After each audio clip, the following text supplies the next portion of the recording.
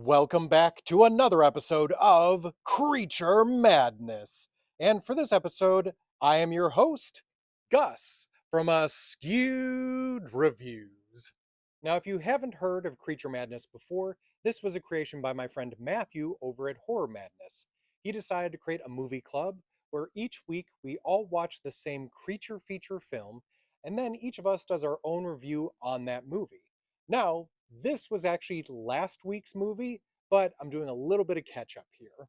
Now, aside from myself and Matthew, the other members of this club are Jen, Bambi, Ashley, and Mariah, Karen, and Ryan. And speaking of Ryan, it was his turn to choose the movie that we all watched.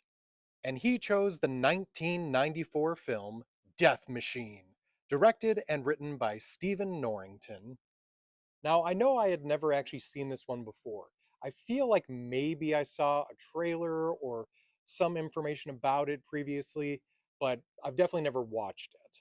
Now, this one definitely has that 90s monster movie feel. I was also happy to see that one of the main characters in this film was Brad Dourif, because this guy does not get enough credit. You probably know him the most as the voice of Chucky for almost all of the Child's Play films and even the television series, but he makes a lot of appearances in other horror films and, well, other films in general, and he always has that nice kind of creepy, awkward look to him. At some point, I also feel like I need to do one of my trivia videos about this movie because there's a lot of interesting things related to it, especially the character names. Some of these are based off of other movie directors or other characters or names that are used in other films that you'll probably recognize when you hear them. There's also some pretty interesting things related to the cast themselves, like one actress that you will probably recognize pretty quickly. She only has a very small role, but you'll go, oh, I didn't realize she was in this. Now let's get into the actual description or plot for this film to see if this is something that you want to check out for yourselves. So this film takes place in the distant future of 2003. The main focus of this film is a corporation called Chank Armaments. And I don't know if it's just me, I do not like the name of this company.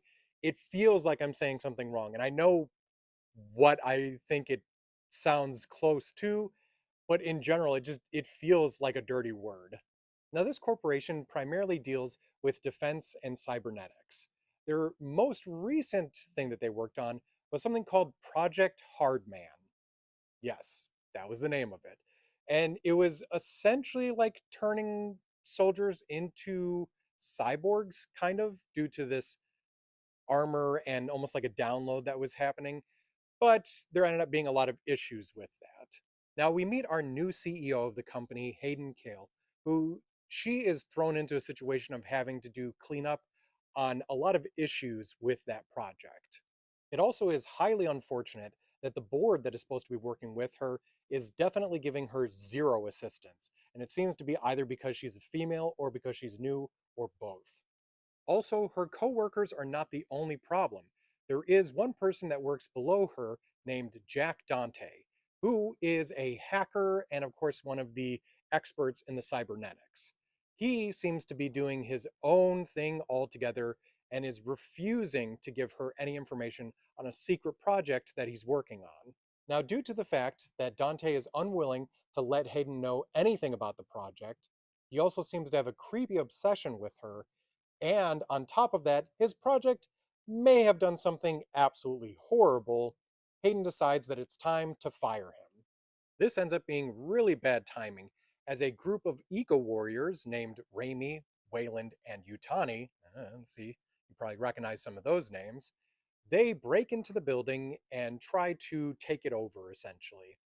This is also about the time that Dante just decides to release his pet project, and now a giant mechanical monster is on the loose throughout the building, and it apparently can sense fear and will obliterate anything that it feels that from.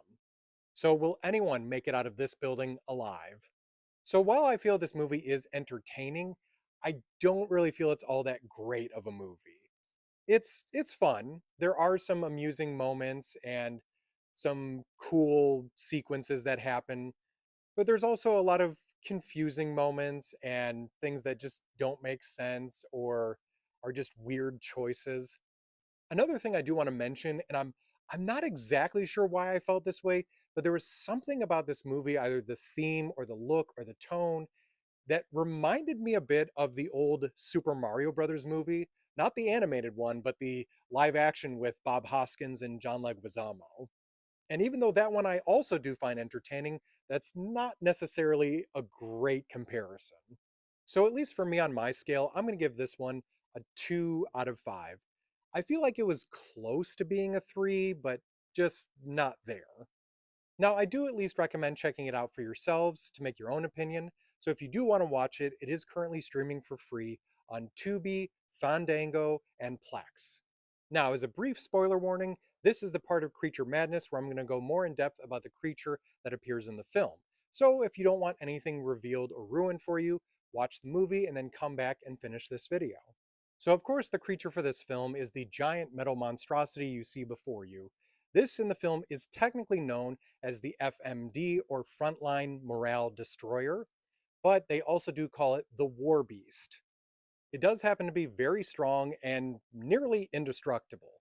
It has really sharp blade, like almost machete long claws, really sharp teeth as well, and it has infrared sensors. But the most fascinating thing about it is, of course, that it can sense fear. And the more afraid you are of it, the more it can sense you. Now, I do, of course, also feel it's necessary to mention that the true monster in this film is Jack Dante, as he created the creature and is really just a terrible person. I hope you enjoyed my review for Death Machine. And if you'd like to see what everyone else did for theirs, go ahead and look up the hashtag Creature Madness.